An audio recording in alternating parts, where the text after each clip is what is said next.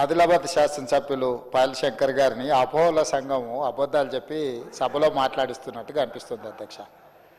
ఏ అపోహల సంఘము ఏదో ఒక డాక్యుమెంట్ను సర్క్యులేషన్లో పెట్టిండ్రు. ఈ సర్క్యులేషన్లో చేసిన దాన్ని బట్టే వారు ఒకటి కోట్ చేస్తున్నారు. ఏమని? జనాభా హౌస్ హోల్డ్స్ టోటల్ పాపులేషన్ వచ్చేసి సెన్సెస్ 2011లో 3,50,03,674 ఉంటే ఐహెచ్ఎస్ అంటే వీళ్ళు ఇంటెన్సివ్ హౌస్ హోల్డ్ సర్వే చేసినప్పుడు 3,68,76,544 అని. అంతేనా పాయల్ శంకర్ గారు? మీరు చెప్పింది ఇదేనా? అది ఏ పేజీలో ఉంది అని అంటే మరి పేజీ నెంబర్ ఇక్కడ లేనట్టుంది. కానీ అట్లనే కొంచెం అట్లా లోపడికో మిత్రమా, ఒక శాంటిటీ మళ్ళీ అడుగుతా. అదే దాంట్లో కొంచెం ముందుకెళ్తే కాస్ట్ వైజ్ పాపులేషన్ అని ఒక పేజీ ఉంటుంది. సీరియల్ నెంబర్ దీంట్లో లేదు కానీ ఒక్కసారి అది 33 పేజ్ నెంబర్ 33.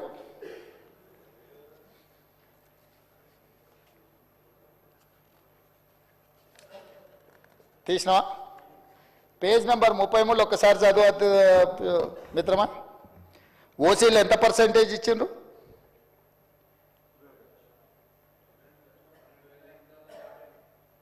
పర్సెంటేజ్ ఓసీ అని 21%. మరి ఇప్పుడు ఏదో ఓసీలది పెరిగింది బీసీలది తగ్గిందనో కదా అధ్యక్ష. ఈ అపోలో సంఘము ఇక్కడ ఒక నెంబర్ చెప్పి 33వ పేజీలో మా మిత్రుడు పాపం శంకర్ మంచోడే, కానీ మంచోడు కదా అని అనుకున్న వాళ్ళు ఏం చెప్తే అది వింటే ఏమవుతుంది అధ్యక్ష? 33వ పేజీలో క్యాస్ట్ వైజ్ సెన్సెస్ పాపులేషన్ ఇచ్చిన దాంట్లో బీసీలు వాళ్ళు ఇచ్చిన లెక్క 1,85,61,61,856 ఇది. దీని ప్రకారం 51% బీసీలు అధ్యక్ష. దీని ప్రకారం ఓసీలు 78,12,858 అంటే 21% ఓసీలు అధ్యక్ష. అదేవిధంగా ఎస్సీలు 63,60,158 అధ్యక్ష, 18%. ఎస్టీలు 36,02,888 10% అధ్యక్ష.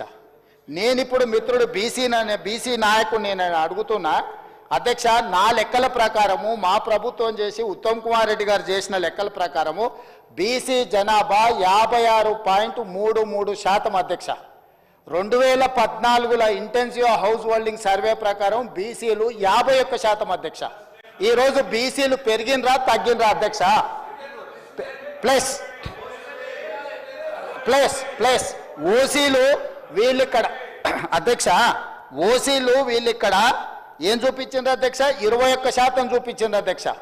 కానీ అదే మా ఉత్తమ్ కుమార్ రెడ్డి గారు చేసిన సర్వేలా ఓసీల పర్సెంటేజ్ ఎంత చూపించింది అధ్యక్ష? లెక్కలన్నీ మీకు డీటెయిల్గా ఒక 1 by 1 మొత్తం చెప్పి నేను డీటెయిల్స్ చెప్పిన కదా అధ్యక్ష. 15% ఏమో ఉత్తమ్ కుమార్ రెడ్డి గారు చెప్పిన దాంట్లో ఓసీల శాతం ఉంటే ఈ అబద్ధాల సంఘం పెట్టిన డాక్యుమెంట్లో 21% ఓసీలు ఉన్నారు అధ్యక్ష.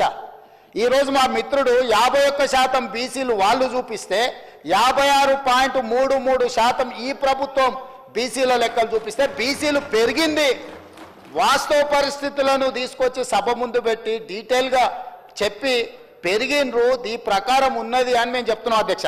ఇందులో ఎక్కడ వీళ్ళు ముస్లిం మైనారిటీ లెక్క చూపించలేదు అధ్యక్ష. 4 కేటగిరీలు చూపించారు. ఈ 4 కేటగిరీలల్లా టోటల్ చూపించిన పాపులేషన్ ఇది 100% అధ్యక్ష.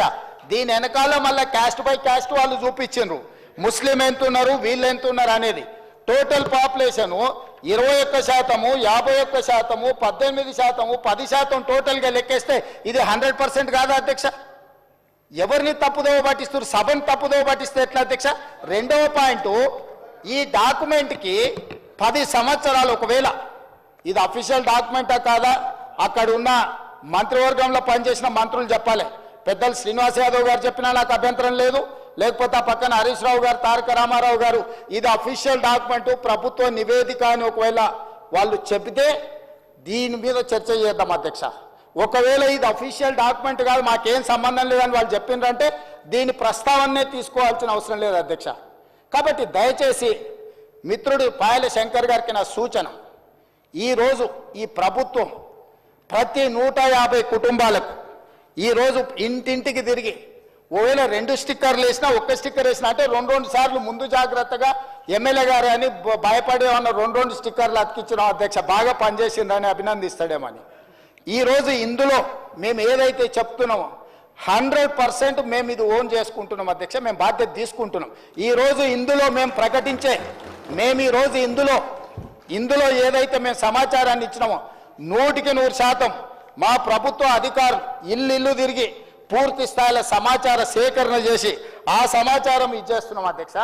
అదేవిధంగా మిత్రుడు శ్రీనివాస్ యాదవ్ గారు కూడా మాట్లాడేటప్పుడు నేను విన్నా, సరే ఇక దాని మీద పెద్ద చర్చ చేయొద్దు అనుకున్నా, కానీ ఇంత ఎక్స్టెన్సివ్ సమగ్ర కుటుంబ సర్వే చేస్తే మేము చేసిన ఈ ఇల్లు తిరిగి చేసుకొచ్చిన సర్వేల అధ్యక్ష పాల్గొన్న వాళ్ళ గురించి పేర్లు చెప్తా అధ్యక్ష. ఈ సర్వే 50 రోజులు జరిగింది, ఒక్కరోజు కాదు, ఇళ్ళ దగ్గర కూడా వెళ్ళారు.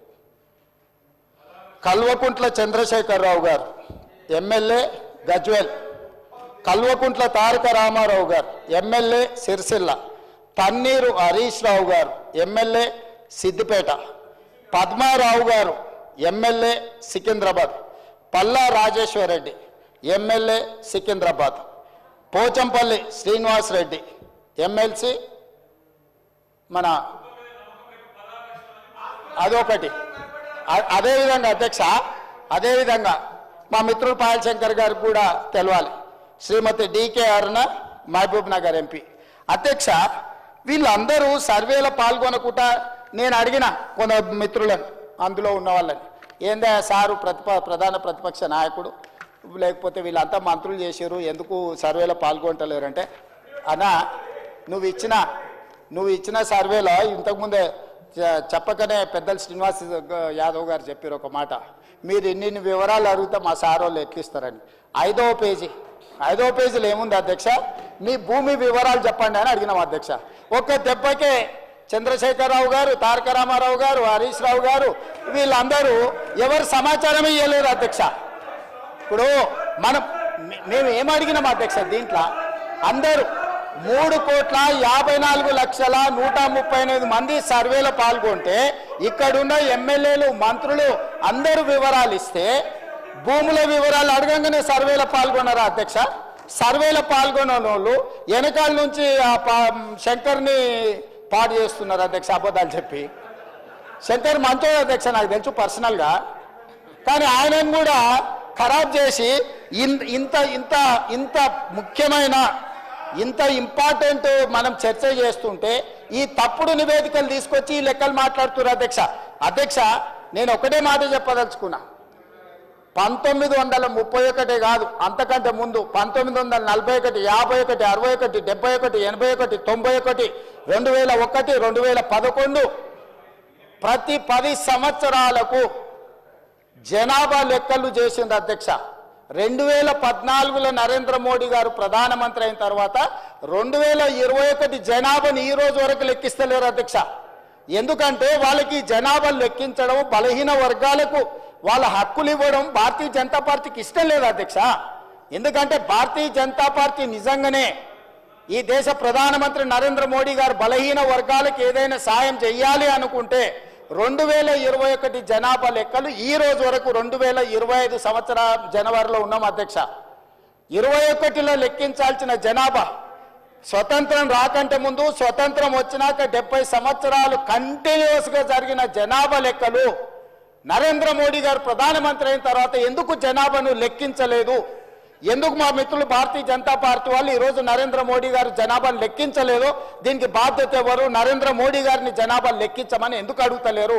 ఆ జనాభాను లెక్కించమని, లెక్కించే జనాభాలో కులగణన కూడా జరగాలి అని ఈరోజు రాహుల్ గాంధీ నేను ప్రధాన ప్రతిపక్ష నాయకుడిగా ప్రధానమంత్రిని డిమాండ్ చేశారు.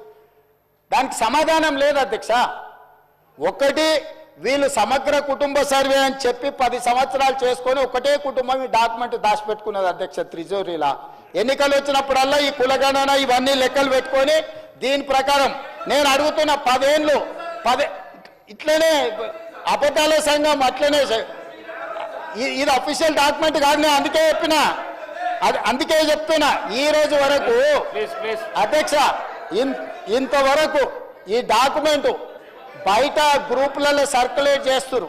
ఈ డాక్యుమెంట్ ఇంతవరకు వాళ్ళు సర్వే చేసినాం, మేము ఒకటే రోజులు చేసినాం, మేము చాలా పొడిచేసినాం, చింపేసినాం, లేనోడు లేనట్టే ఉన్నోడు ఉండాల్సిందే అని ఆ రోజు ఎంతో హడావిడి చేశారు.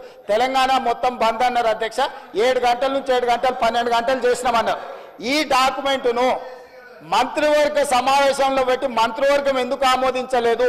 ఈ డాక్యుమెంట్ను 10 సంవత్సరాలు ప్రభుత్వంలో ఉన్న వాళ్ళు శాసనసభలో ఎందుకు ప్రవేశపెట్టలేదు? ఈ డాక్యుమెంట్కు లీగల్గా ఇదే ఒకవేళ అయితే ఎందుకు ఈ ప్రభుత్వం ఈ నివేదికను బయట పెట్టలేదు అధ్యక్ష? ఒక కుటుంబం ఎందుకు దాచిపెట్టుకున్నది డాక్యుమెంట్ను? అంటే ఒక కుటుంబం కోసం సమగ్ర కుటుంబ సర్వే చేసి ఆ కుటుంబం రాజకీయ ప్రయోజనానికి వాళ్ళు పెట్టుకున్నారు. ప్రజల కోసం మేము చెయ్యాలని ఈరోజు ఇంటింటికి వెళ్ళి ప్రతి 150 కుటుంబాలను గుర్తించి ప్రతి 150 కుటుంబాలకు ఒక ఎన్యూమరేటర్ను పెట్టి రోజుకు 8 నుంచి 10 కుటుంబాలే ఒక్క రోజులో చేయమనలేదు అధ్యక్ష. 50 రోజులు నిరంతర ప్రక్రియ చేసి 50 రోజుల తరువాత 100% పారదర్శకంగా ఈరోజు సామాజిక ఆర్థిక రాజకీయ కులగణన సర్వే చేసి ఈరోజు ఇక్కడ పెడితే వాళ్ళు ఎక్కడో కాకి లెక్కలు తీసుకొచ్చి చెట్ల మీద ఇస్తరాకులు కుట్టినట్టు ఎక్కడెక్కడో వివరాలు తీసుకొచ్చి సభలో పెట్టి ఈ సభను ఎందుకు తప్పుదో పట్టిస్తారు అధ్యక్ష? 2011 జనాభా లెక్కలు తప్ప ఎక్కడ కూడా అధికారిక లెక్కలు లేవు. ఆ తర్వాత 2024లో కాంగ్రెస్ పార్టీ అధికారంలోకి వచ్చిన తర్వాత చేపట్టిన ఈ సర్వే మాత్రమే అధికారిక డాక్యుమెంటు. ఇంత మించి అధికారిక డాక్యుమెంటు లేదు. ఇట్లాంటి లెక్కలు చెప్తే సభను తప్పుదో పట్టించడమే, సమాజాన్ని తప్పుదో పట్టించడమే. 2011 జనాభా లెక్కల ప్రకారం 3,50,03,674 మంది అధ్యక్ష 2011 జనాభా లెక్కల ప్రకారం. ఈ రోజు మా ప్రకారము 3,70,00,000 పైచిలకు జనాభా అధ్యక్ష. ఇంకెక్కడ కూడా అధికారికంగా లెక్కలు లేవు. ఎవరైనా చెప్తే ఊహించో లేకపోతే అబద్ధాలు ఎవరైనా చెప్తే అవి మోసుకొచ్చి ఇక్కడ చెప్పడం తప్ప ఏ చర్చకు తావు లేదు. అందుకే దయచేసి మా మిత్రులను బలహీన వర్గాలను సామాజిక న్యాయం చేయాలని ఒక ఉక్కు సంకల్పంతో రాహుల్ గాంధీ గారి మాట ప్రకారం ఈరోజు కాంగ్రెస్ పార్టీ ఏదైతే ప్రయత్నం చేస్తుందో ఈ ప్రయత్నానికి సహకరించండి. నరేంద్ర మోడీ గారిని 2021లో లెక్కించాల్సిన జనాభా లెక్కలు ఇంతవరకు లెక్కించలేదు. వాళ్ళు అడిగారు, వీళ్ళు లెక్కించరు. మేము అడుగుదామంటే సహకరించరు. ఈ రకమైన ప్రయత్నాలు బలహీన వర్గాల సంక్షేమానికి ఉపయోగం ఉండదు. దయచేసి ఇట్లాంటి అర్థం పర్థం లేని అన్ని కాగితాలు తీసుకొచ్చి సభను తప్పుదో పట్టించొద్దు. ఇప్పుడు ఏదైతే చేస్తున్నామో 100% పారదర్శకంగా ఉంది. మిగతా 16 లక్షల కుటుంబాలు ఏవైతున్నాయో ఆ 16 లక్షల మంది వివరాలలో 3 లక్షల పైచిలకు కుటుంబాలు ఉన్నాయి కదా అధ్యక్ష. ఇగో 4-5 ఇన్నే ఉన్నారు అధ్యక్ష ఈ సభలో. ఎందుకు వివరాలు అందించలేదు? తెలంగాణ సమాజానికి వాళ్ళు క్షమాపణ చెప్పాలి అధ్యక్ష. ప్రభుత్వం అధికారికంగా సేకరిస్తున్న సమాచారాన్ని ప్రజాప్రతినిధులుగా ఉండి పక్కదారి పట్టించి వివరాలు ఇవ్వకుండా ఈరోజు సభలో ఏదేదో మాట్లాడితే ఎట్లా అధ్యక్ష? దయచేసి సహకరించండి. ఇప్పుడు కూడా నేను కోరుకుంటున్నా హరీష్ రావు గారిని, చంద్రశేఖర్ రావు గారిని, తారక రామారావు గారిని, పద్మారావు గారిని, పోచంపల్లి శ్రీనివాసరెడ్డి గారిని, వీళ్ళందరినీ నేను కోరుకుంటున్నా దయచేసి ఈ సర్వేలో పాల్గొనండి, వివరాలు ఇవ్వండి. ఇవాళ బలహీన వర్గాలకు న్యాయం జరిగే విధంగా మనం చర్యలు చేపడదాము. ఇన్ని సంవత్సరాల ఆలస్యమైన కనీసం ఇప్పుడైనా వాళ్ళ కోసం పనిచేద్దాము. ఇక 42% రిజర్వేషన్ గురించి మా మిత్రుడు శ్రీనివాస్ యాదవ్ గారు అన్నారు. నేను ఒక మాట సూటిగా వారికి సమాధానం నేను చెప్పదలుచుకున్నా. చట్టపరంగా 42% రిజర్వేషన్ ఇవ్వాలి అని అంటే రాజ్యాంగ సవరణ జరగాలి. కానీ రాజకీయంగా వినండి రాజకీయంగా ఈ వేదిక మీద నుంచి నేను మాట ఇస్తున్నా. మా పిసిసి అధ్యక్షుడి గారితో నేను మాట తీసుకొని వచ్చిన అధ్యక్ష. మా పిసిసి అధ్యక్షుడు మహేష్ కుమార్ గౌడ్ గారిని నేను అడిగిన, ఒకవేళ చట్టపరంగా 42% ఇవ్వడానికి అవకాశం లేకపోతే పార్టీ పరంగా రేపు జరగబోయే స్థానిక సంస్థలలో కాంగ్రెస్ పార్టీ 42% సీట్లు ఇస్తామని చెప్పినాం అధ్యక్ష. ఇవాళ మేము సిద్ధంగా ఉన్నాం, మీరు సిద్ధంగా ఉన్నారా? నేను ఇవాళ సూటిగా అడుగుతున్నా బీఆర్ఎస్ను, బీజేపీని. మా పార్టీ 42% రేపు జరగబోయే స్థానిక సంస్థల ఎన్నికలల్లో 42% సీట్లు మా పార్టీ ఇస్తుంది. ఇది మా కమిట్మెంట్. మీ రెండు పార్టీలను సవాలు విసురుతున్నా, మీరు రాండి, ఈ వేదిక మీద నుంచి మాట ఇవ్వండి, 42% ఇద్దాం. చట్టాన్ని సవరించే చట్టంలో ప్రొవిజన్ వచ్చినప్పుడు చట్ట ప్రకారం ఇద్దాం. ఈ రోజు రాజకీయంగా నైతికంగా మనం కట్టుబడి ఉండి 42% బలహీన వర్గాలకు సీట్లు ఇద్దాం. మీకు చిత్తశుద్ధి ఉంటే ముందుకు రాండి అని చెప్పి నేను వారికి సూచన చేస్తున్నా అధ్యక్ష.